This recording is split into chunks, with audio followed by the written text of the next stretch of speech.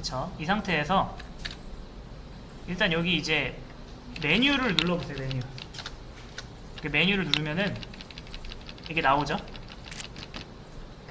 그 다음에 이게 옵션을 눌러보세요. 다시 한번 이거 메뉴를 클릭하고 옵션 누르면은 이 화면이 나올 거예요. 이 화면이.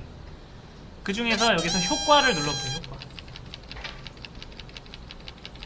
그 다음에 요거 체크가 돼야 돼요. 요거 체크되면은 여러분이 클릭한 것들을 이제 그 효과로 볼 수가 있어요. 그 다음에 자 여기도 클릭한 다음에 요것도 체크. 즉 여기 둘 다 체크돼야 돼요. 왼쪽 클릭 효과 체크, 오른쪽 클릭 효과 체크. 자, 그 다음에 여기 단축키로 이동해요. 단축키. 그 다음에 여기 체크 박스가 체크되어 있으면은 체크 푸세요. 요 위에 거 두 개만 체크가 되어 있어야 돼요. 그 다음에 자 여기를 클릭하세요.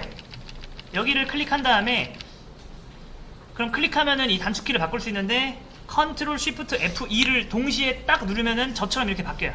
다시 한번 여기를 한번 딱 클릭하고 다시 한번 메뉴에 옵션에 여기 단축키에 녹화 그 다음에 여기 클릭한 상태에서 컨트롤 쉬프트 F2 키를 동시에 딱 누르면 이렇게 바뀌죠. 그 다음에 이거는 쉬프트 F2기로 돼 있으면 그냥 누르시면 되고 그 다음에 확인을 누르시면 됩니다. 확인을 누르시고 자 그 다음에 자 여기 크기 조절 한번 눌러보세요. 크기 조절 한 다음에 여기 전체 화면 보이나요? 네, 전체 화면 누른 다음에 그 다음에 자 맨 밑에 여기 그러면 이게 전체 화면 녹화가 되는데 맨 밑에 보시면은 요 버튼이 여기 있을 거예요. 그거를 끌어다가 이렇게 보이시나요? 그러니까 요게 이렇게 돼 있는데 이걸 끌어다가 이렇게 좀 끌어 놓으세요. 그러니까 즉 뭐냐면 나는 이 부분 있죠. 이 부분 이 밑에 시간 요 부분은 녹화를 안 하겠다 그런 거예요. 요거를 클릭해서 드래그해서 여기로 살짝 끌어 놓으시면 됩니다. 그래서 이렇게 되면 되는 거예요. 이렇게. 자 그 다음에 중요한 거 소리 녹화가 되면 안 되죠. 소리 이거 누른 다음에 마이크 녹음 안 함. 물론 여러분이 소리 녹음을 하고 싶으시면 하셔도 되는데 공부 브이로그 같은 거 올리는 건데 이거는 그닥 의미가 없죠. 이렇게 한번 세팅을 해놓고서 그 다음에 네, 컨트롤 시프트 F2 누르셔도 되고 아니면 녹화 시작 눌러보세요.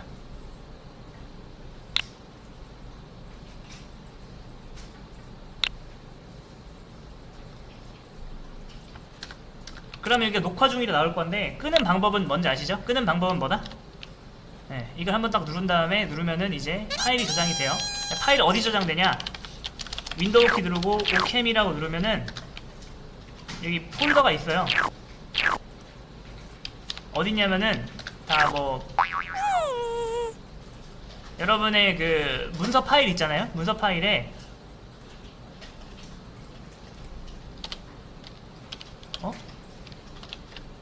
문서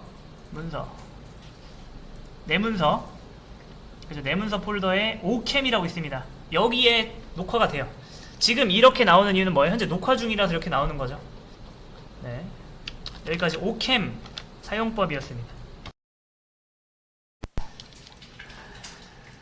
자, 배너 박스 만들기 4차 시도를 한번 만들어 볼게요.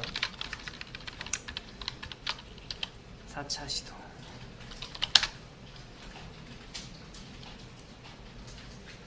포크를 눌러서 할 건데 자, 저는 근데 여기서 이 녀석을 과감하게 지울 거예요. 왜냐하면 일단 머리가 아파요. 이거를 이제 만들어야 되는데 일단 그러니까 제로 상태에서 일단 한번 해보겠습니다. 다시. 자, 어디 갔냐? 여기였어? 카카오뱅크 여기 있다. 자, 요거를 만들어야 되죠. 자, 요거를 어떻게 만들 수 있을까요?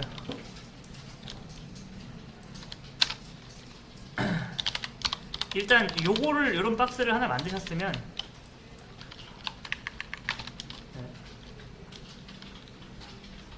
이렇게 하나 하고 요거 없애고 자, 박스 하나 만들어 볼게요. 잠깐만. 이렇게만 할게요. 이렇게 하면 하고, 자 div 점 텍스트 박스 라고 하나 만들어 볼게요. 이름은 뭐 사실 그닥 상관없습니다. 그 다음에 H1이라고 해서 같지만 다른 은행 카카오뱅크. 그 다음에 요 사이에 여기 BR이 하나 들어가 있는 것 같아요. BR이 뭔지 아시죠? 불가꿈. 그 다음에 요런 거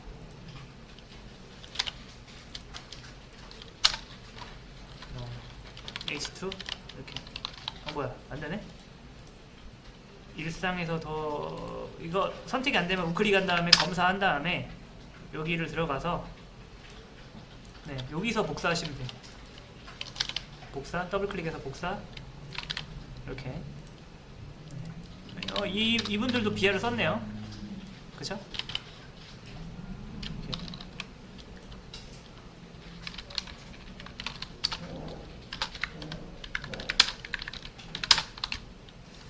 보기 쉽게 BR 기준으로 나누겠습니다. 어디 갔어? 자, 됐죠? 그 다음에 요걸 누르고서 요걸 눌러요. 그럼 이게 폰트가 49네요. 49 에다가 폰트 웨이트 이런 거 보려면은 여러분 이렇게 보시면 되는데 요거는 조금 약간 복잡한 거고 이렇게 보면 정리해서 볼 수 있어요. 폰트 웨이트가 좀 있네요. 근데 우리가 폰트가 다르기 때문에 완벽하게 똑같이는 못하는데 그래도 한번 최대한 비슷하게 해보겠습니다. 여기 안에 들어있는 텍스트 박스 혹시 어떻게 될지 모르니까 이거 살짝 띄울게요. 그 다음에 밑에 있는 H1은 뭐다? 폰트 사이즈가 49픽셀. 그 다음에 자간이 이렇게 자간 좀 붙어있는 것 같죠? 얘네들은. 그러면은 라인 하이트라는 게 있어요. 라인 하이트 50픽셀. 라인 하이트는 이 줄간격을 말하는 겁니다. 줄간격. 적당한 것 같아요. 그 다음에 대충 눈재중으로 맞추는 거죠. 그 다음에 글자 색은 333이네요. 333 컬러 샵 333. 다 333인가? 얘도 333인가? 얘는 111이네. 자, 그 다음에 그 밑에 거 한번 해볼게요. H2는 컬러가 샵 111. 우클릭 눌러서 또 보는 거죠. 하고 폰트 사이즈는 17픽셀. 그리고 보이죠? 라인 하이트도 라인 하이트는 30.6이에요. 폰트 사이즈 17픽셀. 라인 하이트는 30.6픽셀. 차이가 없네? 빼볼까요? 좀 그쵸? 그 다음에 폰트 웨이트 굵기 한번 볼게요. 굵기는 뭐다? 폰트 웨이트가 딱히 안 줬어요. 그럼 폰트 웨이트는 비슷한 걸 가볼게요. 500 400 400이랑 500이랑 차이가 없네요. 그럼 400 됐어요. 됐죠? 그 다음에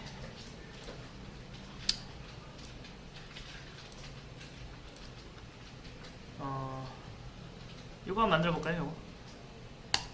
요거 이거는 지금 어떻게 되어 있는 걸까요? A 안에 이게 있네요. 이런 게 있고 이런 게 있네요. 자, 한번 만들어 보겠습니다.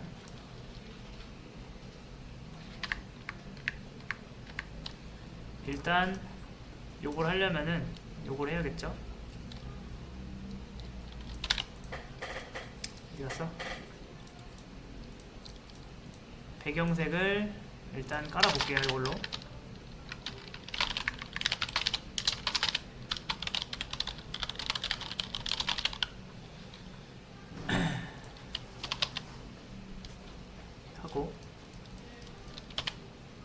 다음에 그 밑에다가 뭐 만들면 될까요? div.btms 뭐 이렇게 하셔도 되는 하고서 그 밑에 뭐 만들면 되죠? 버튼 두 개를 만들면 되죠. 근데 이런 거 쓸 때는 보통 뭐 하는 게 좋아요? ul li 하시면 되겠고, 그다음 a 한 다음에 여기다 두시고, a 한 다음에 두시고, 그 다음에 여기서 요 이미지 우클릭해서 검사해서 갖고 와볼게요. 여기 나왔죠? 자, 근데 요렇게 나왔으니까 요거는 되게 어렵죠? 어려워 보이니까 일단 요것만 구글 플레이랑 앱스토어예요. 앱스토어. 첫 번째 건 뭐예요? 구글 플레이. 두 번째 건 뭐다? 앱스토어. 네. 그 다음에 여러분 옆으로 나오게 하지 않으려면 어떻게 하면 되죠? 아시죠? 부모한테 뭐 주면 된다? 플렉스 주면 돼요. 플렉스 주면 되고. 네. 그 다음에 또 해볼게요. btms 밑에 있는 li, 밑에 있는 a는 일단 백그라운드 컬러 화이트. 그렇죠? 패딩 뭐예요? 20픽셀. 그 다음에 보더 레디우스는 뭐다? 20픽셀 주시고, 그 다음에 여기다가는 한 패딩 한 100 줘볼게요. 임시에 임시 이렇게 넣고, btns에다가 어떻게 할까요? 마진 탑을 한 40픽셀 줘볼게요. 그 다음 살짝 띄워줘야죠. 이 사이가 살짝 띄워줘야 돼요. 자, 그럼 생각해보세요. 이게 몇 개죠 지금? li가? 하나, 둘, 셋, 네 개죠. 이해되시나요? 그러면은 요 안에 여백은 몇 개 있어야 되죠? 이게 전체가 4개면 여백은 3개겠죠? 자, 해보겠습니다. 여백은 미는 거예요. 미는 거. 자, 여기 li에다가 어떻게 하면 된다? 마진 레프트 10픽셀 하면 어떻게 돼요? 여기가 다 밀리는데 여러분 여기는 밀릴 필요가 있을까요? 없을까요? 없겠죠? 그거 혹시 어떻게 하는지 아시겠나요? not first child 이게 무슨 뜻이에요? 그쵸? 첫 번째 빼고 다. 왜 여기다 넣으면 안 되죠? 그쵸? 여기다 넣으면 여기다 넣어야죠. 뭐야 이거? 뭔가 이상한데요? 아, 그쵸 여러분. A에다가 제가 뭐 넣었어요? 블럭 안 넣었죠? 네. 그 다음에 여러분 얘는 절대 줄바꿈 금지니까 뭐다? 화이트 스페이스 노래 할게요. 네, 이렇게 하시면 되겠고, 그 다음에 요것도 한번 또 흉내를 내보겠습니다. 글자 도 보시면, 네. 요 글자에 대한 거 보시려면은 이렇게 하면 돼요. 요 글자, 구글 플레이에 대한 글자를 보시려면은 이 부모, 얘 부모인 얘는 아니에요. 얘예요. 찍으신 다음에 네.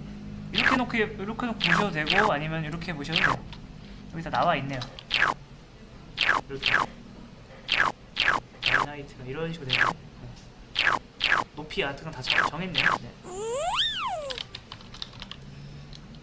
그리고 너비가 정해져 있네요. 178로.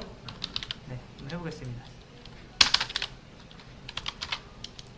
자, 너비는 뭐예요? 178. 패딩 같은 게 필요 없죠? 왜냐면 라인 하이트를 이렇게 세게 주니까 이렇게 들어가는 거예요. 그 다음에 좌측에 이게 들어가야 되죠. 네. 근데 일단 이거는 패딩 레프트 20픽셀 한번 해볼게요.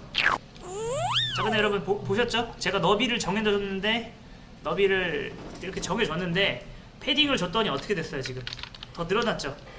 너비가 178로 고정된 상태에서 패딩만 주려면은 박스 사이즈인 보답 박스를 줘야겠죠? 네. 이렇게. 그다음에 네. 뭐 쓸데없이 들어간 거 좀 있을까요? 보더 레디우스가 2개나 들어갔네요. 필요 없어. 네. 그 다음에 요거 패스. 가운데 정렬인가? 가운데 정렬이 맞나요? 맞는 거 같네요. 가운데 정렬. 그러면 여러분 패딩이 필요 없어요. 텍스처 라인 센터 하면 되고, 그러면 굳이 뭐 박스 사이즈는 필요 없고. 자, 자, 일단 여기까지가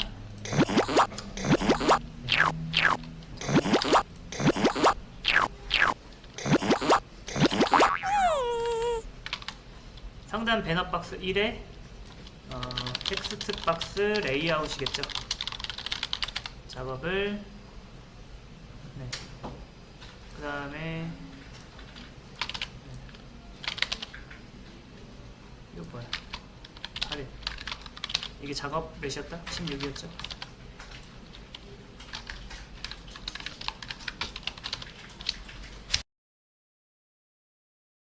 해보겠습니다. 저는 이번에는 아예 코드펜을 새로 띄울 거예요. 아예 새 코드펜을 띄울 겁니다. 왜냐면은 자, 이건 되게 중요한 건데 제가 이거에 대해서 잘 모르잖아요. 모른다 가정해볼게요. 이미지를 딱 했는데 당황했어요. 이렇게 나왔어요. 자, 그러면은 요거에 대해서 여러분이 검색하고 실험을 해보셔야 되는데 그때는 그냥 기존 거에서 하시면 안 돼요. 기존 소스 코드 더럽힌단 말이에요. 이런 데서 해봐야 되는 거죠. 자,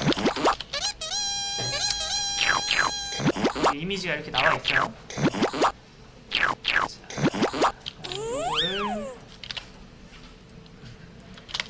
하면 되고 한번 해보겠습니다. 자, 일단은 이미지가 이렇게 나온 이유부터 알려드릴게요. 이미지를 이렇게 뭉쳐놓으면은 좋은 점이 뭐냐면 그런 거예요. 자, 생각을 해보세요. 만약에 여러분 이미지를 이게 다 낱개로 떨어져 있다고 생각해보세요. 그럼 이미지 파일이 몇 개죠? 굉장히 많아질 거 아니에요? 그렇죠? 그러면 통신 횟수가 늘어납니다. 여러분 그거 생각하시면 돼요. 미국에 옷을 200개를 보내야 돼요. 그러면 200번을 보낼 수도 있고요. 묶어서 한 번에 보낼 수 있어요. 여러분 인터넷 느린 환경에서 가끔 보시면은 사이트에서 이런 거 보실 수 있을 거예요. 뭐냐면 상단 탑바가 있는데 로고는 떴는데 여기 막 이미지가 이렇게 다 떴어요. 떠다가 여기가 안 나오다가 살짝 이렇게 끝나던가 그런 거를 보신 적 있죠. 인터넷 느린 환경에서 그런 걸 막으려고 이걸 쓰는 거예요. 이렇게 해버리면 뭐죠? 안 나오면 다 안 나오던가 하고 나오면 같이 나오는 겁니다. 이해되실까요? 네. 그래서 대기업에서 보통 많이 써요. 이거 이미지 스프라이트라고 합니다. 이거를 자, 그러면은 이렇게 그럼 우리가 잘라 써야 되는데 어떻게 잘라 쓰냐? 이 방법밖에 없다고 보시면 돼요. 여기서 우리가 필요한 부분 뭐죠? 여기 있네요. 이 부분만 쫙 잘라 써야죠. 그쵸? 자, 그러면은 제가 펜이라 해볼게요. 그 다음에 클래스 아이콘 1, 그 다음에 아이콘 2라고 해보겠습니다. 그 다음에 여기를 보시면 얘도 스팬이고 너비 높이를 이렇게 볼 수 있어요. 너비 높이는 높이가 24네요. 너비도 24죠. 어떻게 봐? 요거 보면 알아요. 자, 한번 해볼게요. 아이콘은 백그라운드 컬러 화이트, 너비 24픽셀, 높이 24픽셀 하면 당연히 안 보이겠죠. 왜냐하면 그건 아셔야 돼요. 스팬은 디스플레이가 뭐죠?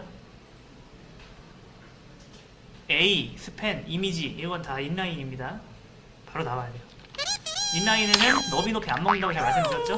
그럼 뭐 해야 돼요? 블럭 하시면 되겠죠. 이렇게 되잖아요. 네. 이 상태에서 이 상태에서 자 뭐였어? 네. 여기다가 자 백그라운드 이미지 URL 한 다음에 요거를 쓸 거예요. 여러분 생각해보세요. 이 이미지가 이렇게나 거대한데 여기 좁은 공간에 이렇게 좁은 공간에 백그라운드 이미지를 이렇게 깐다? 뭔가 이상하죠? 자, 일단 여기다가 오더 좀 칠하고 자, 제가 지금부터 이 이미지의 크기를 키워볼게요. 240 해볼게요. 이미지가 아니라 이렇게 크면 어느 정도 나오는데 이렇게 작아버리면 어떻게 되죠, 여러분? 작으면 안 나오잖아요, 그쵸? 근데 그쵸? 여기 240 한 다음에 다시 한번 이렇게 해볼게요. 자, 지금 이미지 어떤 부분이 나오죠? 좌측 상단 부분이 나오고 있죠. 자, 이거를 뭘로 고칠 수 있다?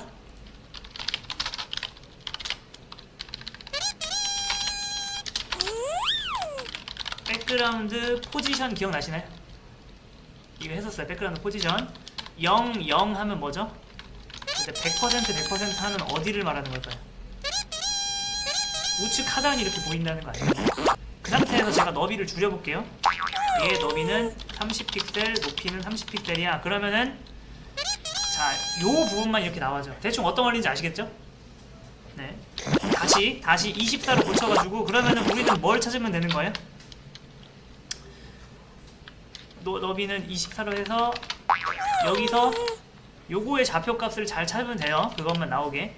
근데 그걸 우리가 굳이 연구할 필요가 있을까요? 어차피 요거 누른 다음에 요거 눌러서 보시면은 네, 여기 눌러서 볼 수 있고. 자, 백그라운드 포지션 다 보이시나요? 요거 그냥 그대로 복사하면 되는 거예요. 이렇게 딱 나왔죠? 그 다음에 두 번째 거는요. 두 번째 것도 이거 우클릭해서 검사한 다음에 그냥 이거를 복사해서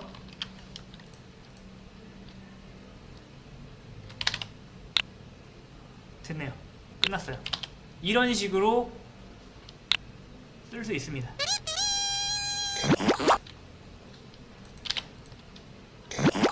끝. 자, 6차 시도 한번 해보겠습니다. 6차 시도는 뭐냐면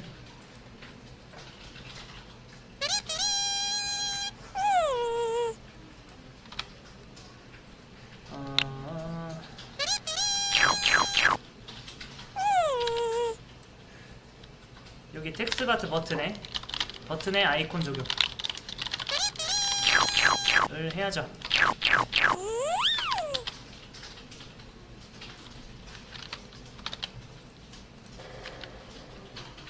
이게 실험이니까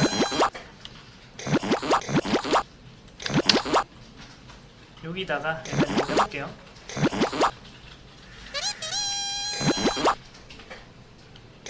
여기다가 잠깐 뭐야? 얘를 포크해야 되나? 하네요. 얘를 일단 포크해서 그다음에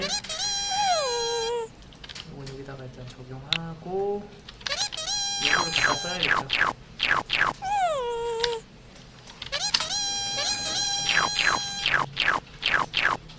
이 녀석을 갖다 쓰도록 하겠습니다. 복사해서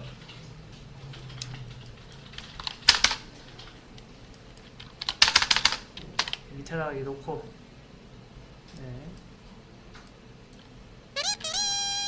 그러면 여기다가 이제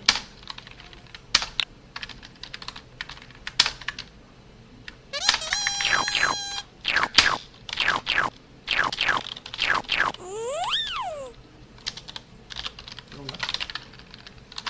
오케이. 해볼게요. 그러면은 안 나오네? IC5네요. IC5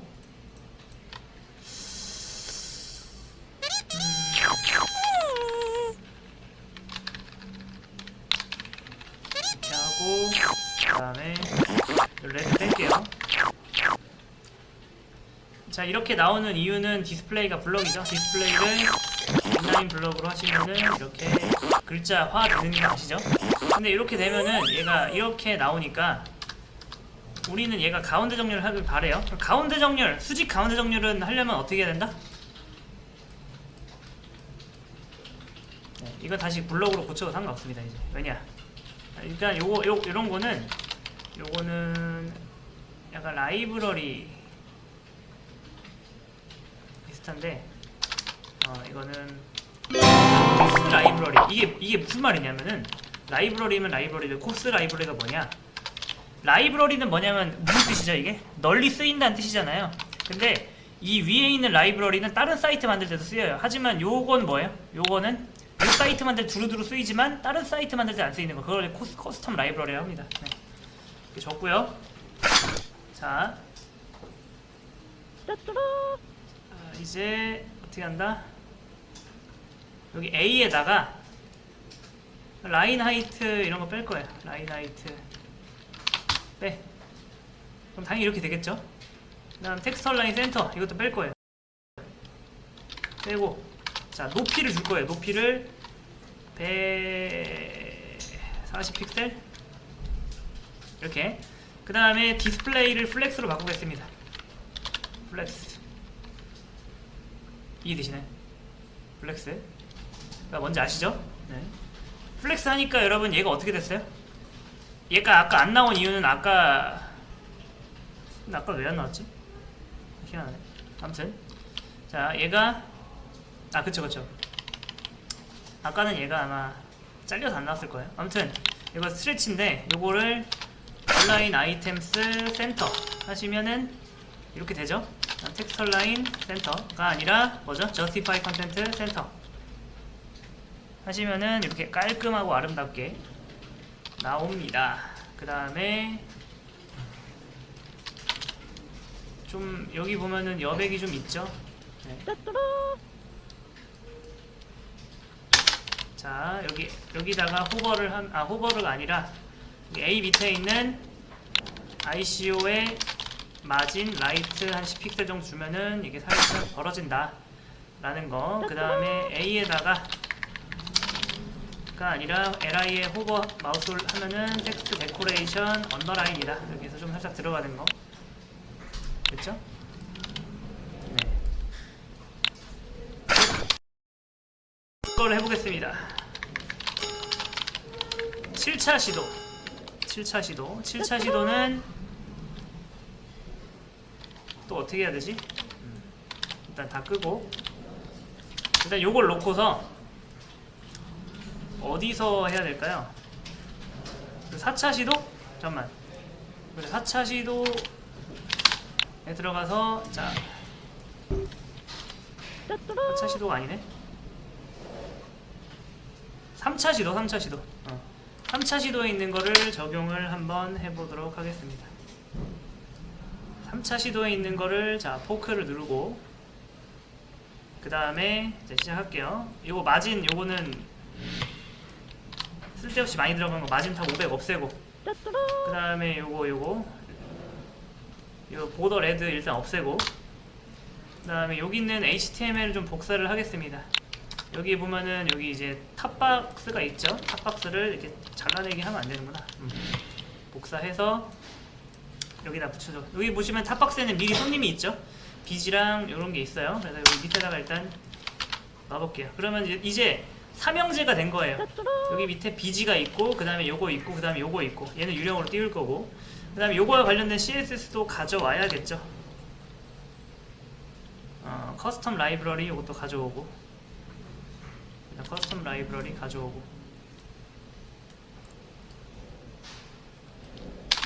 그 다음에 요 CSS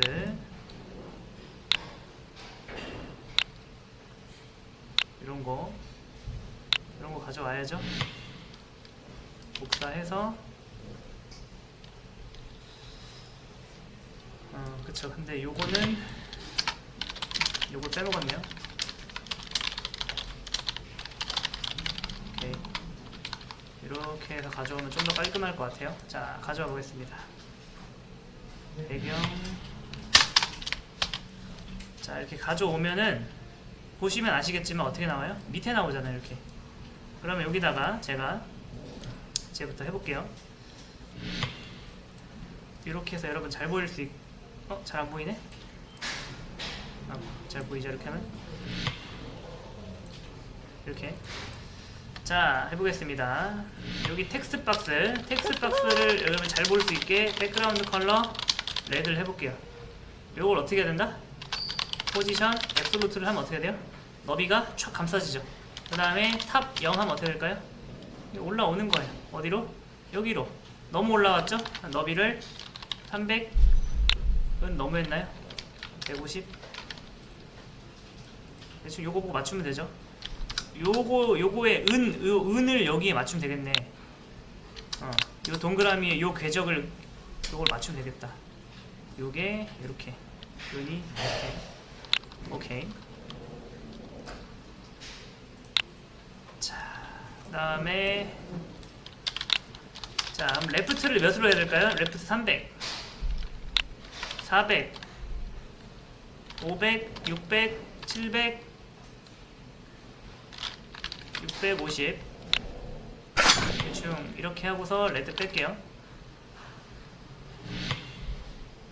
뭐 완전히 똑같진 않지만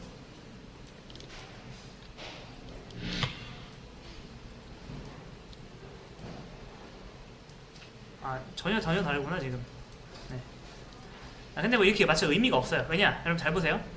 이게 화면이 이렇게 줄어들면 어떻게 돼요? 지금 이 녀석, 이 유령이 지금 이 전체 배경 기준이기 때문에 여기서부터 여기까지 제가 레프트로 무식하게 밀었잖아요. 그러니까 얘가 이렇게 된단 말이에요. 그래서 이렇게 해봤자 의미가 없다. 그럼 어떻게 해야 될까요? 자, 제가 힌트를 드릴게요. 힌트.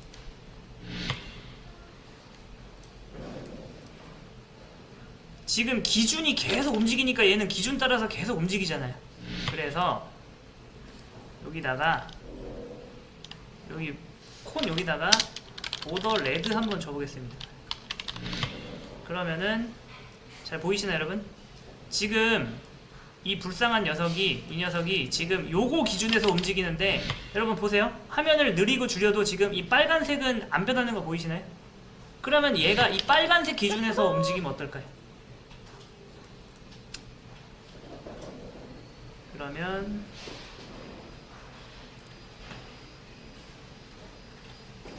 어떻게 해야 될까요? 뭐 첫 번째 방법은 뭐냐면 이거예요. 그 텍스트 박스를 어떻게 한다? 잘라내기 해서 여기 안에다 이렇게 넣는 거예요. 이렇게 넣고, 그러면 여기 그 다음에 여기다가 릴러티브를 주는 거죠. 이렇게.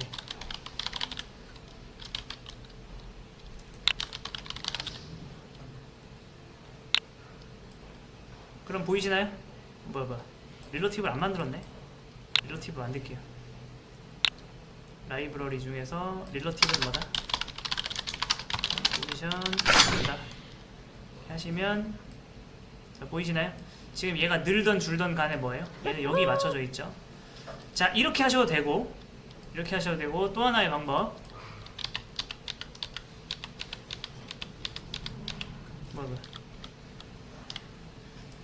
이 녀석을 div 콘을 준 다음에 여기다가 릴러티브 준 다음에 여기다가 보더 그린이라고 해볼게요.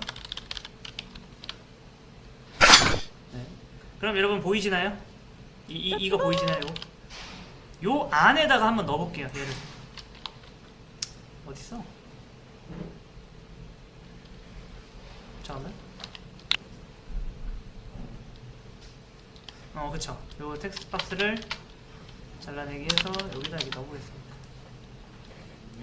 그러면은 보면 아시겠지만 어때요? 이렇게 나오죠? 근데 어차피 얘는 유령이기 때문에, 자, 얘를 옮길게요. 위로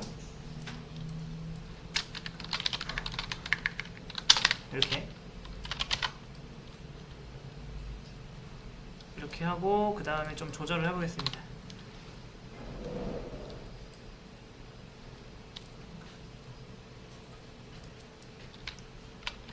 레프트 200, 요 은을 여기 맞춰야 되는데, 그쵸. 100, 50, 한 70 됐어요. 그 다음에 탑을 어떻게 할까요? 80, 90, 200, 210, 이건 너무 예쁘고, 205,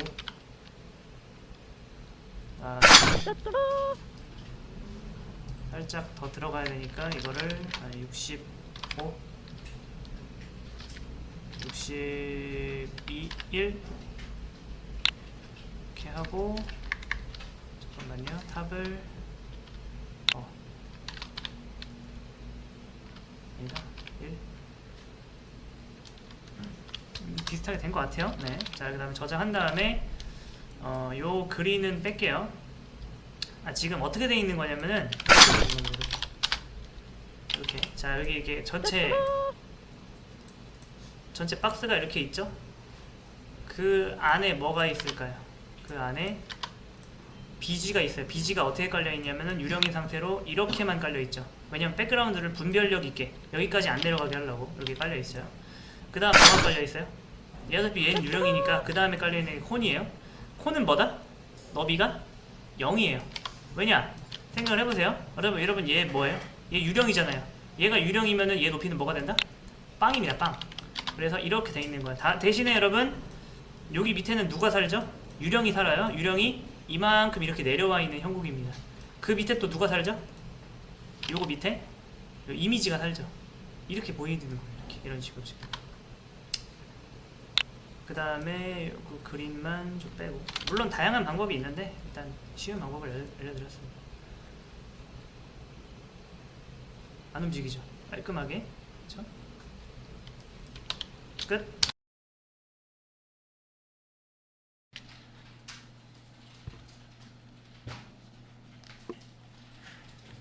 자, 지금 우리가 이제 해야 될 거 다시 알려드릴게요. 여기에서 우리가 며칠에 걸쳐서 이런 거를 쭉 만들어 나가고 있습니다. 그 다음에 애니메이션 준비, 요거는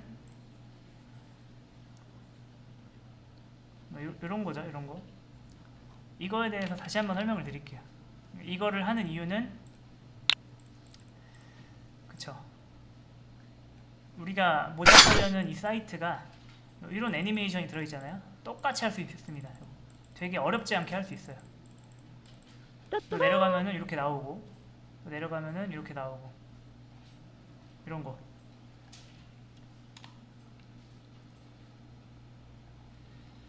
자,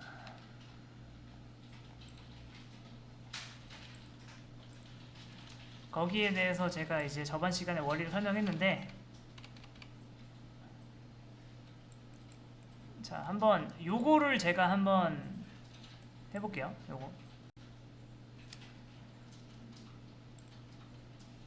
요 이미지 있잖아요. 이미지가 이렇게 커졌다가 이렇게 이제 줄어드는 요걸 한번 해보겠습니다. 이거는 이제 요 사이트는 지금 처음 하시는 분들은 여기 비유 3 들어와서 메뉴에 그 사이트 여기 들어가시면 여기 나오고요. 우클릭해서 검사 눌러가지고 일단 요 이미지를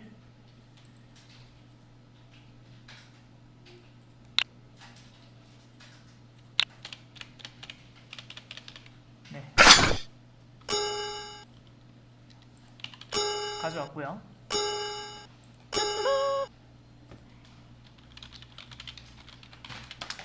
이미지가 커졌다가 이렇게 줄어드는 그거 한번 해보겠습니다.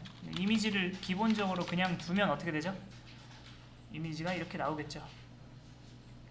그런데 이거를 이렇게 한다 해도 변하는 건 없어요. 왜냐면 여전히 이미지는 인라인이고 이미지는 그냥 자기 너비가 나오죠. 네, 여기다가 이미지 박스에다가 너비 100% 하면은 이제 요 너비랑 요 너비랑 같아지는 거죠. 그 다음에 디스플레이 블럭까지 해주고, 바디에 마진형. 자, 그런 다음에 제가 설명드렸듯이 기본적으로 이 녀석은 어떻게 나와야 될까요? 여러분, 트랜스폼이라는 게 있어요. 트랜스폼에 스케일이라는 게 있어요. 스케일이 뭐죠? 크기 1.2 하면 뭐예요? 1.2배로 커지는 거예요. 이렇게 1.2배. 이렇게 하면은 1.7배. 자, 이 상태에서 스크롤바 왜 생기는지 아시죠? 삐져나가서 그런 거예요. 저는 이렇게 하겠습니다. 사실 얘를 건들면 안 되고, 여기다가 이제 저는 박스 1이라는 이름을 줘볼게요. 요 박스 1은 이 녀석의 이제 고유 이름입니다. 요 클래스가 있는데도 얘를 주는 이유는 얘는 범용 클래스예요. 여기에만 쓰이는 게 아니죠. 그래서 여기다가 저는 일단 오버플로우 히든을 걸 겁니다. 그러면 뭐가 가능하다? 이런 게 가능하죠. 여기 밑에 있는 이미지 같은 경우에는 트랜스폼 그다음에 아니다 스케일 2배 하면 2배가 커져요. 이거를 제가 마우스 올렸을 때로 해보겠습니다. 마우스 올렸을 때. 그러면 평소에는 여러분 이게 지금 생략되어 있는 거거든요. 그러면은 이렇게 되는 거예요. 이렇게 마우스 올리면은 이렇게 되고, 그렇죠? 자, 이거를 트랜지션 트랜스폼 0.4초 하면은 당연히 이제 이렇게 되겠죠. 이렇게. 네. 자, 이 상태에서 제가 오버플로 히든 왜 준지 아시겠죠? 안 주면 어떻게 돼요? 여기 밑에 보이는 요거 들어온 이 스크롤바 생기잖아요. 그렇죠? 그래서 자, 이게 됐어요. 근데 평소에 어떻게 되면 되죠? 평소에 이미지가 오퍼시티가 뭐예요? 0.5 하면 반투명인 거 아시죠? 반투명이었다가 평소에 호버가 아니라 평소에 커야 돼요. 이해되시나요? 평소에 크고 마우스를 올리면 어떻게 할까요? 마우스 올리면 원래대로 되는 거예요. 이렇게 이해되시나요? 이거. 그 상태에서 오퍼시티도 0.5에서 이렇게 바뀌는데 트랜지션 0.4초 똑같이 걸어서 이렇게. 그러니까 근데 이게 여러분 마우스를 올릴 때가 아니라 어떻게 돼야 돼요? 웹페이지가 시작되자마자 이렇게 돼야 되겠죠. 그거를 마법처럼 해주는 게 이거예요. 자, 여기다가 점 액티브만 거시면 돼요. 그럼 끝났습니다. 진짜 끝났어요. 이게 끝이에요. 점 액티브를 걸면은 뭐예요? 여기에 액티브가 들어가면 얘가 되는 거잖아요. 근데 그런 중간 과정을 다 자동으로 해주는 게 여기 있어요. 이거는 여러분이 그 과정을 몰라도 돼요.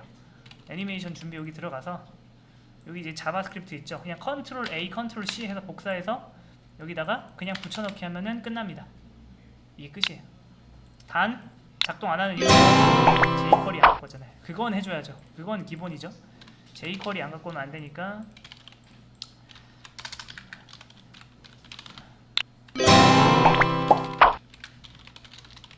스크립트 해주고, 그러면은 그리고 여러분 죄송합니다. 여기다가 뭐 해줘야 돼요? Active on Visible. 이게 일종의 표식이에요. 이게 달려있는 녀석은 결국에 언젠가는 미래에 뭘 얻게 된다는 뜻이에요. 그런 뜻으로 이해하시면 돼요. 지금 당장 들어가는 게 아니라 보다 발견되면. 자, 해볼게요. 이렇게 됐죠. 근데 이거를 내가 조금 늦추고 싶다. 이게 너무 빠르잖아요. 준 거는 이렇게 부드럽게 됐네요. 그러면은 저는 뭘 바꾸면 될까요? 0.4초가 아니라 이거를 한 1.4초 정도로 하면은 이렇게 되겠죠. 자, 이거의 좋은 점은 뭐다? 제가 이렇게 해볼게요. 여기다가 div 놓고서 자, 10,000픽셀을 깔아둘 거예요. 10,000픽셀. 그러면은 얘를 발견하기까지 얼마나 걸리죠? 한참 걸리잖아요. 근데 현재 얘는 뭐다? 활성화 돼 있다, 안 돼 있다? 안 돼 있어요. 내가 이렇게 내려야만 발견돼야만 이렇게 돼 있어요. 다시 한번 외울 거 하나. 1. jQuery 로드한다. 2. 뭐예요? 자바스크립트 붙여 넣는다. 3. 뭐다? 이거 넣는다. 이 끝이에요. 자, 그러면 제가 이거 2개 만들어 볼게요. 2개. 하나는 뭐다? 하나는 위에 만들고 하나는 밑에 만들고. 얘는 뭐예요? 시작하자마자 발견됐죠. 밑에 거는 뭐다? 밑에까지 가야 발견된다. 자, 그리고 조금 어려운 얘기인데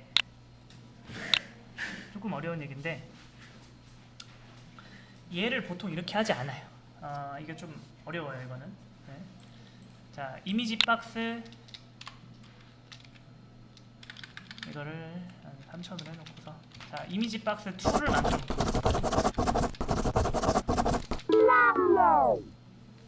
이미지 박스 2를 좀 다르게 바꿔보겠습니다.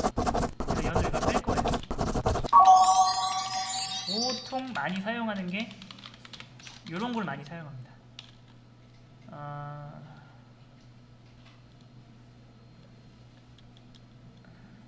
잠깐만요.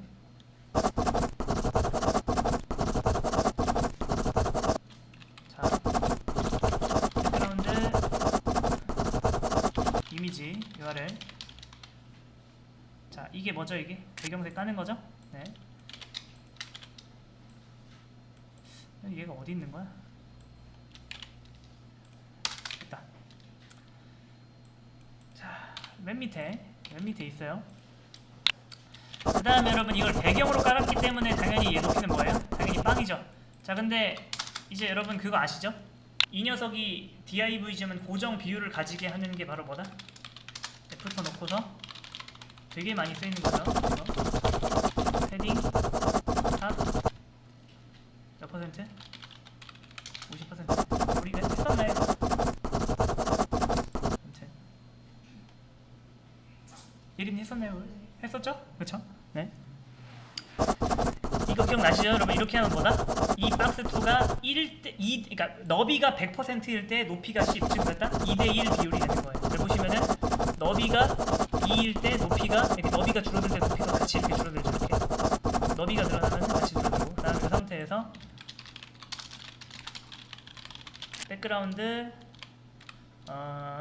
백그라운드 사이즈를 커버로 하시겠습니다. 어떻게 돼요? 이렇게 돼요. 그 전에 백그라운드 포지션을 센터로 하면 어떻게 돼요? 여기 이제 가운데가 나오고, 그 다음에 백그라운드 사이즈를 100픽셀 하면 어떻게 되죠? 너비가 이렇게 되니까 반복되죠? 이 상태에서 백그라운드 리핏은 요 리핏이다. 이렇게 하면 되는 거죠. 그 다음에 백그라운드 너비는 어떻게 해요? 100% 하면 어떻게 된다? 이게 너비 100%예요. 근데 기본적으로 우리가 어떻게 해야 된다? 120% 하면 어떻게 될까요? 140% 하면은 이렇게 되겠죠? 네. 이 상태에서 이제 이것도 어떻게 해?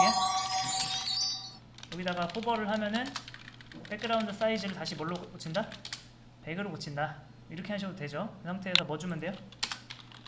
트랜지션 백그라운드 사이즈가 바뀌는데 몇 초 걸린다?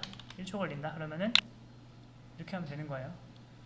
그 다음에 이게 백그라운드에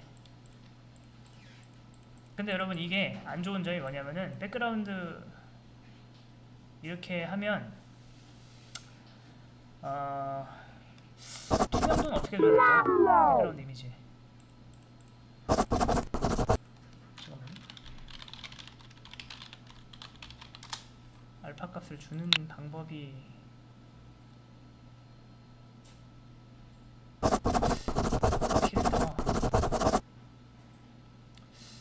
필터 안 먹는 데가 많은데.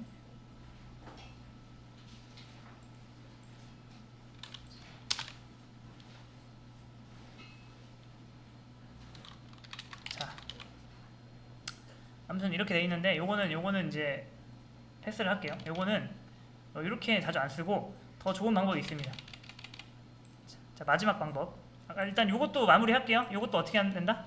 요것도 그냥 어떻게 하면 돼요? 점 액티브로 붙여주고서 여기 마지막에다가 뭐 주면 돼? 액티브 온 비접을 주면은, 자, 얘도 발견되면은 이렇게 되고, 얘도 발견되면 이렇게 되는 거죠. 일단 여기까지. 자, 뭐 할 거냐면은 요거 진행할 거예요. 자, 요 그림을 이해하는 게 중요합니다. 여기 사용자가 있어요. 사용자가 있고, 자, 우리 컴퓨터가 이렇게 있는 거예요. 컴퓨터가 있는데, 이거를 요 안에 들어가 있는 프로그램이 이제 자바로 우리가 만든 이 프로그램이 하나가 돌아가고, 그 다음에 뭐도 들어가요? 우리가 XAMPP 설치하면서 기본적으로 설치된 뭐가 있죠? MySQL이 이렇게 돌아갑니다. 여기까지 일단 이해되시죠? 여러분이 만든 프로그램이 뭐예요? 그래서 여러분이 키보드를 통해서 입력을 하죠. 그러면 여기 키보드 스캐너가 키보드로부터 들어온 입력 스캔해서 프로그램이 막 돌잖아요. 그렇죠? 그런데 얘가 어떻게 해야 돼요? 얘랑 통신을 해야 된다는 거 아시겠나요? 우리가 하려는 건 뭐예요? 여기서 받은 데이터를 유실하지 않도록 영속적인 공간에 저장을 하려고 하는 거예요. 그렇다면은 아쉬운 건 누구예요?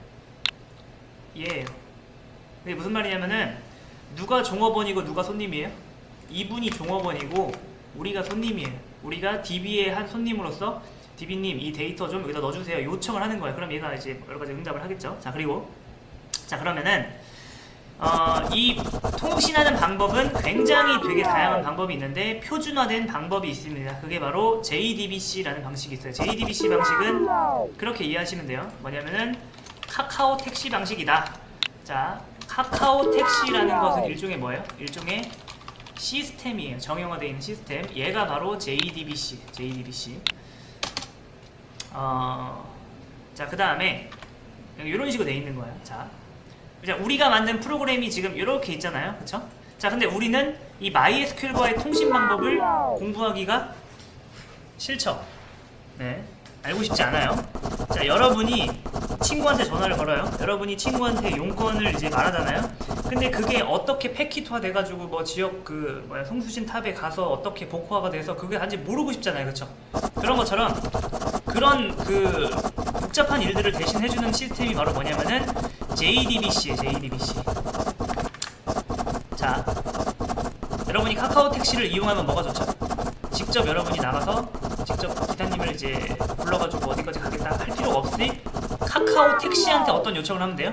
목적지만 말하면 어떻게 되죠? 기사님이 자동으로 배정이 되잖아요. 그런 것처럼 우리가 이제 JDBC한테 이것만 딱 말하면 되는 거예요. 뭐 말한다?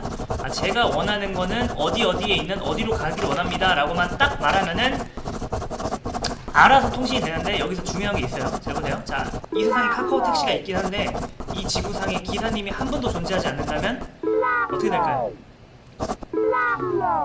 그쵸, 우리가 카카오 택시 앱은 실행이 되겠지만 기사 배정이 안 됩니다. 이게 오류가 됐을 거 아니에요.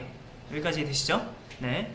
그래서 주의할 거 하나, 이 JDBC라는 것은 자바를 깔면 기본적으로 있어요. 얘는 여러분이 신경 쓸 필요 없어요. 진짜 있나? 아마 있을 거예요. 있는데 이 기사님은 굉장히 많습니다. 왜냐면은 종류가 많아요. 자, 여기가 이제 MySQL이죠. 데이터베이스가 MySQL만 있는 게 아니라 오라클도 있고요, 뭐 MS SQL도 있고 되게 다양해요. 그러면은 그거에 맞는 기사님이 따로 있어요. 그러니까 이 기사님은 뭐다? 오직 MySQL만 통신할 수 있고, 이 사람은 뭐예요? 오라클하고만 통신할 수 있고, 이 사람은 MS SQL만 통신할 수 있고. 그거는 지금 없어요. 그럼 어떻게 된다? 다운로드를 받아야 됩니다. 자, 다운로드를 받을게요. 저는 구글 들어가서 어디서 받는지 알려드릴게요. 굉장히 중요한 겁니다. 뭐라고 할까요? JDBC 이렇게 하지 말고 메이븐, 이런 라이브러리를 모아놓은 사이트가 메이븐 리포지터리라는 사이트가 있어요. 네. 여기 들어가서 뭐라고 치냐면은 MySQL이라고 치면은 MySQL 커넥터, 이게 뭐 드라이버라는 뜻이에요. 요거를 클릭하시면 돼요. 클릭하시고 최신 버전이 8.0.2.1인데요 이거를 클릭하시고 그 다음 어떻게 하면 된다?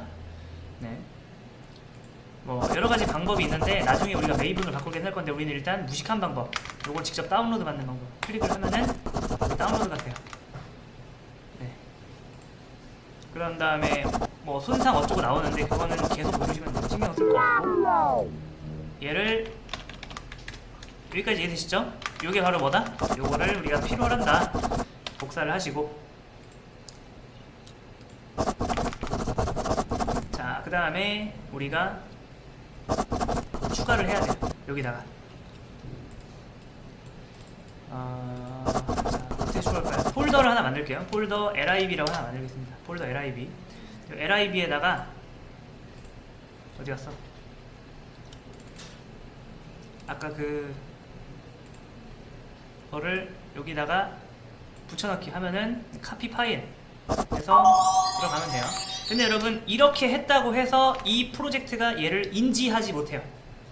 이걸 해줘야 돼요. 이 우클릭 눌러서 어디 갔냐, 우클릭 눌러서 빌드 패스 보이시나요? 빌드 패스, add to 빌드 패스, 여기다가 추가를 해주시면은 레퍼런스드, 얘가 이해하고 있는, 알고 있는, 위치를 알고 있는 라이브러리스 목록이 나오죠. 그러면은 이 프로젝트가 얘를 사용할 수 있다라는 거예요. 여기까지가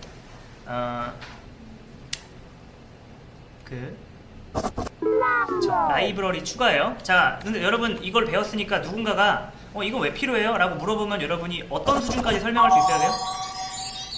이 구조를 설명할 수 있어야 돼요. 자바는 원래 JDBC라는 걸 쓰는데 JDBC 자체는 있기 때문에 그건 다운로드 받을 필요 없지만 JDBC가 실제로 카카오 택시가 우리를 데려다 주는 게 아니죠. 실제로는 뭐예요? 기사님이 데려다 주는 것처럼 실제 일할 기사님이 있어야 되는데 그거는 각각의 데이터베이스마다 그 목적지마다 다르다. 그거는 우리가 이번에 MySQL이랑 통신할 거잖아요. 그쵸? 그러면은 요거는 우리가 직접 구해가지고 넣어야 돼요. 자, 이거를 제가 사이트를 드릴 테니까 지금부터 잠깐만요. 자, 하시면 돼요. 자, 맨 처음에 요 사이트를 들어가서 네, 들어가 보세요. 여기 웨이브 리포지터리.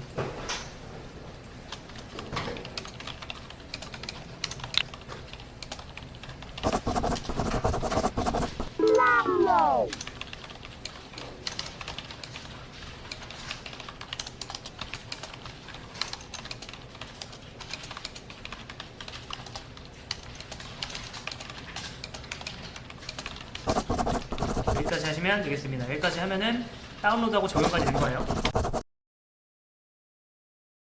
그 이론을 바탕으로 진행할 설명해줄게. 학습 활동을 안내해 주시면 좋겠습니다. 이렇게 한 차시가 끝나면 훈련생들은 온라인 콘텐츠를 활용하여 스스로 본인이 부족한 부분에 대해 반복 학습을 할 수 있습니다.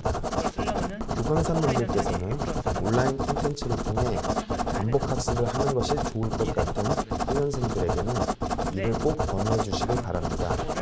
또한 그들의 온라인 반복 학습 과정에서 훈련생들의 질의에 피드백을 제공해 주시는 상호작용을 실시해 주신다면 훈련생들의 학습 효과가 보다 높아질 것입니다. 이 모델 유형 A를 적용한 사례입니다. 온라인으로 사전 이론 학습을 진행한 후 모여서 심화 학습을 진행합니다. 훈련생은 이렇게 한 차시간 양성 과정을 적용하였습니다. 기존의 집체 훈련으로 전 과정을 운영했을 때보다 훈련의 효과나 훈련생들의 수업 참여도가 높아졌습니다.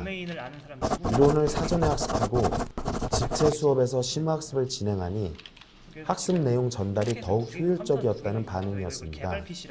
다만 교강사님들께서는 훈련생이 자기주도 학습을 잘 못하는 경우 학습 효과가 떨어질 수 있으니 독려해 주시고 동기부여해 주시길 부탁드립니다. 원격 훈련을 진행할 때의 교강사와 집체 훈련을 진행할 때의 교강사가 다르면 원격 훈련과 집체 훈련의 학습 연계성이 떨어지는 경우가 빈번하였습니다. 교강사님들께서는 원격과 집체 훈련을 진행하실 때 같은 분이 진행해 주시기를 바랍니다. 다음은 모델 유형 B입니다. 이는 원격 훈련과 집체 훈련이 하나의 차시가 아니라 각각의 차시로서 독립된 과정입니다. 한 차시로 스텝 또는 자체 조달 콘텐츠로 온라인 학습을 실시하거나 실시간 화상 강의를 진행하십니다. 여기에서는 훈련생들이 이론을 이해하고 숙지하는 것이 그 목표입니다. 집체 훈련에서는 실습 활동이나 이론 학습을 진행하실 수 있습니다. 한 가지 교강사 여러분들께서 유념하실 점은 훈련의 난이도 수준에 따라 원격 훈련을 먼저 배치할지 집체 훈련을 먼저 배치할지 훈련 순서를 검토하는 것입니다. 직업훈련에서 난이도가 낮은 것부터 점차적으로 높은 것으로 진행하는 것이 훈련 성과가 높습니다. 유형 B를 적용한 온라인 평생교육원의 사례를 말씀드리겠습니다. 1차시와 2차시를 원격 훈련으로 이론 학습을 진행하였고 그 후 3차시부터 5차시까지를 집체 훈련으로 진행하였던 나아 기관의 직업전공 교과과정이었습니다. 이때 집체 훈련에서 실습을 실시하였는데 원격 훈련으로 이론학습 차시를 마치고 진행하니 실습 수행의 숙련도가 높아졌습니다. 교강사님들께서 유의하실 점은 원격 훈련을 실시간 화상 강의로 진행하시게 된다면 화상 강의 도중 수시로 훈련생들의 학습 태도를 점검해 주시고 확인해 주십시오. 또한 실시간 화상 강의 전에 반드시 훈련생들의 학습 준비 사항을 철저하게 점검해 주셔야 한다는 것입니다. 실시간 화상을 실시할 프로그램이 잘 설치가 되어 있는지 또는 인터넷 등 네트워크가 잘 준비되어 있는지 등입니다. 여기에 다음은 유형 B를 적용한 사례입니다. 훈련 배치를 집체훈련 차시를 먼저 진행하고 여기까지 다음을 원격 훈련 차시를 진행하였던 사례입니다. 온라인 평생교육원에서 다기관의 컴퓨터 응용 기계 설계 과정에 적용하였습니다.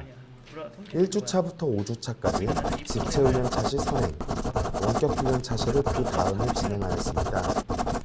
원격 훈련의 온라인 콘텐츠 학습 내용이 집체훈련에서 훈련생들에게 가르칠 내용보다 난이도가 높았기 때문에 이렇게 배치가 되었습니다. 이 사례에서 온라인 콘텐츠가 난이도가 높은 경우 수준별 이론학습을 통해 훈련생들의 학습 역량이 제고되었던 효과가 있었습니다. 이렇게 높은 수준의 이론학습을 원격 훈련으로 실시할 때 교감사 여러분께서는 훈련생들의 질의사항에 대한 피드백을 즉시적으로 또는 하루 2번 모니터링 후 피드백을 때마다 제공하는 식의 주기적으로 하는 상호작용의 빈도를 높일 필요가 있다는 것을 유념해 주시길 바랍니다. 교강사 여러분들께서 훈련 교과 과정에 스마트 혼합 훈련을 적용하여 운영하시기 위해 예시들을 말씀드리겠습니다. 스마트 혼합 훈련 모델 유형 A를 적용해 본 예시입니다. 예를 들어 C언어 프로그래밍이라는 교과를 가르치신다면 다음과 같이 교과 차시들을 구성하여 진행해 나가실 수 있겠습니다. 온라인 콘텐츠로 사전 이론학습을 실시하고 집체훈련에서 이론을 바탕으로 컴퓨터로 실제 프로그래밍을 해보는 실습을 진행하실 수 있겠습니다. 각 차시가 끝나고 다음 차시를 진행하기 전 교강사 여러분들께서는 학습이 더 요구되는 훈련생들에게 온라인 콘텐츠로 반복 학습을 하게끔 유도하신다면 훈련생들의 이해도가 보다 높아질 수 있겠습니다. 스마트 혼합 훈련 모델 유형 B를 적용해 본 예시입니다. 첫 번째 예시와 같이 각각의 차시들을 원격 훈련과 집체 훈련으로 교강생님들 재량으로 훈련 효과를 극대화하기 위해 구성하실 수 있습니다. 코로나19로 인하여 잦은 빈도로 집체 훈련이 어려우실 경우 전공 기초와 같은 이론 학습을 온라인 컨텐츠나 실시간 화상 강의로 진행하시고 심화 이론 학습을 집체 훈련으로 진행하실 수 있습니다. 두 번째 예시는 온라인 컨텐츠의 내용이 난이도가 높은 경우입니다. 이 예시와 같이 난이도가 낮은 파이썬 이론 학습을 집체 훈련으로 실시하고 그보다 난이도가 높은 파이썬 프로젝트 콘텐츠 학습을 온라인 콘텐츠로 진행하시는 순서로 훈련을 배치하실 수 있습니다. 스마트 혼합 훈련 모델을 적용한 사례들을 말씀드리겠습니다. 대학 사례로서 한국기술교육대학교에서 실시하는 강좌들의 플립 러닝을 적용해 보았습니다. 이러닝으로 사전학습을 실시하였고 모여서 학습자 중심으로 문제 해결, 응용학습 활동 등을 실시하였습니다. 사후 활동으로 학생들이 반복 학습을 실시하였습니다. 이 형태는 앞에서 말씀드렸던 스마트 혼합 훈련 모델 유형 A에 해당된다고 할 수 있습니다. 이 사례에서는 집체 훈련이 일회성 교육이 될 수밖에 없는데 온라인 콘텐츠를 학생들이 반복적으로 모르는 부분, 이해가 가지 않는 부분들을 횟수에 상관없이 학습하는 것이 가능하여 학습 효과가 높았습니다. 교수와 학생들의 상호작용 빈도가 높아 서로 간 친밀도와 유대감이 높아졌다는 학생들의 의견이 있었습니다. 교수님들께서는 중도에 포기해버리는 학생 다음은 대한상공회의소에 적용한 현장 사례입니다. 훈련 대상자들의 기초기술이 미흡하고 새로운 기술훈련의 요구가 높아 이 훈련 과정이 실시되었는데 시공간의 제약 없이 훈련생들과의 상호작용으로 훈련생들의 만족도가 높았습니다. 학습 효과의 극대화로 추후 과정 운영 기간 평가에서 평가 결과가 제고되었습니다. 이게 아니잖아. 이게 아니야. 교강사님들께서 스마트 혼합 훈련을 적용하여 교과 과정을 설계하실 때 필요한 전략들을 말씀드리겠습니다. 이게 아니잖아. 직업능력심사평가원의 개발 절차는 다음과 같습니다. 바람직한 수준과 현재 수준 간의 차이를 분석하여 그 차이를 어떻게 메울 수 있을지 요구 분석을 실시합니다. 이 차이를 극복하기 위해 가장 효과적인 훈련 방법을 선정합니다. 훈련 방법을 적용하여 훈련을 실시할 대상자들을 선정 후 교과 과정을 운영할 계획을 수립하며 이에 대한 평가 계획을 수립하는 절차입니다. 교강사님들께서는 교과 과정을 설계하실 때 다음을 유념해 주시길 바랍니다.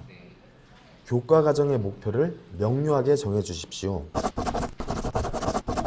그 목표를 달성할 수 있는 스텝, 공동 콘텐츠나 훈련 기관의 자체 콘텐츠 개발 및 조달 등을 미리 검토하신 후 구체적인 강의 계획서를 작성하시길 바랍니다.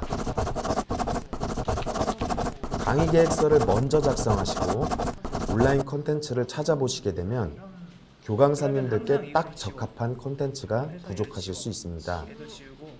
사용하실 온라인 콘텐츠들을 미리 검색하여 정하신 후 강의 계획을 구체화하시길 바랍니다.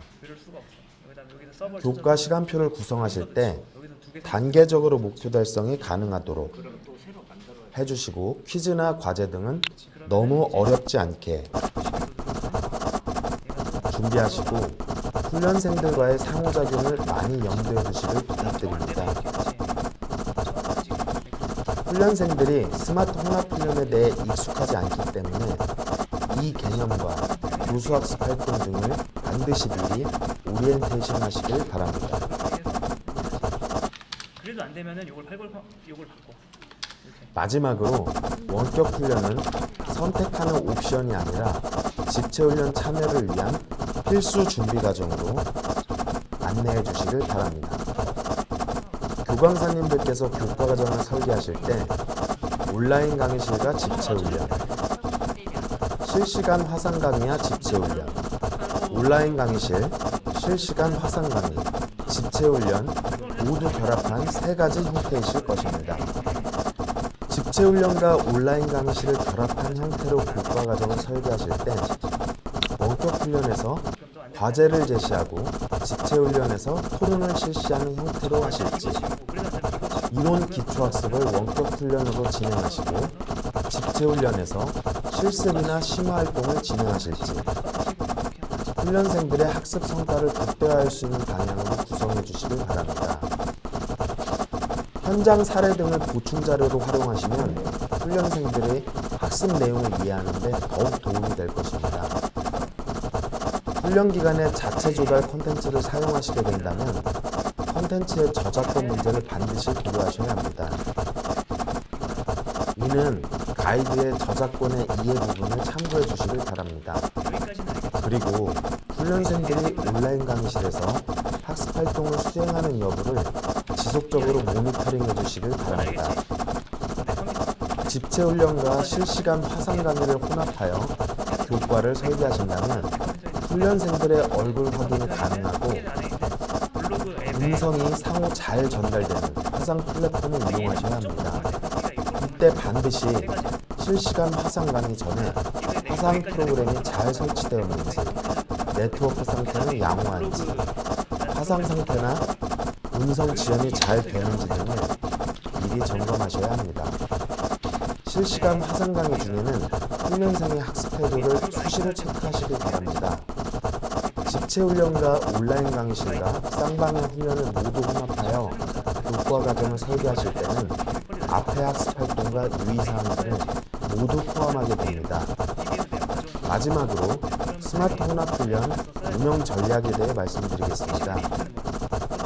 스마트 혼합 훈련을 적용하여 교과 과정을 운영하실 때 훈련생들이 스마트 혼합 훈련이라는 새로운 훈련 방법이 낯설지는 않는지, 훈련생들이 연령층이 높아 PC 사용을 어려워하는지 등을 살펴보시고 같은 눈높이에서 안내해 주시길 바랍니다. 하나가 서블릿인 거야. 훈련 기간의 이렇게 운영자들은 그러면은 자신들의 역할이 이게 공식이야. 무엇인지, 그러면은 운영을 하면서 아티클 준비할 서블, 사항들은 아티클, 무엇인지 리스트 모를 서블릿이 때가 있어야 돼. 종종 있습니다. 이해되니? 교광사님들께서도 간혹 그러면은 스마트호나 되게 훈련 쉬워. 방법에 대한 이해가 부족하셔서 아티클 오히려 교광사 역할로서 디테일 업무가 서블릿. 과중된다고 혹시 그 옛날에 생각하시거나 detail.php 아니? 세부적인 이런 거? 다양한 교수 학습 활동을 이거랑 하나 똑같은 어려워하시며 거야, 이게, 개념이. 학습 효과 향상에 대한 노하우가 파일이야. 부족할 때가 있습니다. 그 카페 시범 사업을 할 때 이러한 애로사항들을 접했을 때의 경우 스마트호나 훈련을 잘못 사용하고 있을 때가 거의 대다수였습니다. 요 뒤는 상관이 스마트호나 훈련을 잘 사용하신다면 지금 코로나19로 직업능력 개발 훈련이 순치되어 있는데 코로나19로 인한 사회적 거리두기 원칙을 수행하면서 직업능력 훈련도 활성화시킬 수 있겠습니다. 또한 많은 학자들과 전문가들에 의해 스마트호나 훈련의 학습 성과가 높다는 것이 입증되고 있는데 교광사님들의 스마트호나 훈련을 잘 적용하시고 교광사님들의 많은 노력으로 인해 훈련생들이 좋은 국가 인재로서 성장할 수 있기를 바랍니다. 교과를 운영하실 때 직업능력 개발 훈련은 훈련생들이 현장에서 잘 적용하기 위함이므로 현장의 이슈와 사례들을 많이 활용하시길 바랍니다. 자기주도 학습을 위해 훈련생의 상호작용을 공유해 주십시오. 예전에는 교광사님들께서 강의 내용을 일반적인 통로로 전달하는 티처였다면 이제는 훈련생들의 학습을 능동적으로 하는 데 주력하는 학습 촉진자로서 임해 주시길 바랍니다. 훈련생들의 수준을 잘 파악하셔서 그 수준에 적합한 퀴즈나 과제를 제시해 주시고 아무리 해도 안 되는 게 이미 있잖아. 현장에서의 경험 등을 훈련생들과 질의응답을 통하여 자주 공유해 주시길 바랍니다. 요거를 할 거야. 이게 무슨 뜻일까? 원격 훈련에서 훈련생들에게 제시해 주신 퀴즈를 집체 훈련에서 그 퀴즈나 과제에 대한 답을 주시거나 문제풀이 등을 함께 하신다면 원격과 집체의 학습 연계성이 강화될 것입니다. 교광사님들께서 효과적으로 스마트호나 훈련을 활용하시기 위해서 학습자, 성과, 설계, 환경,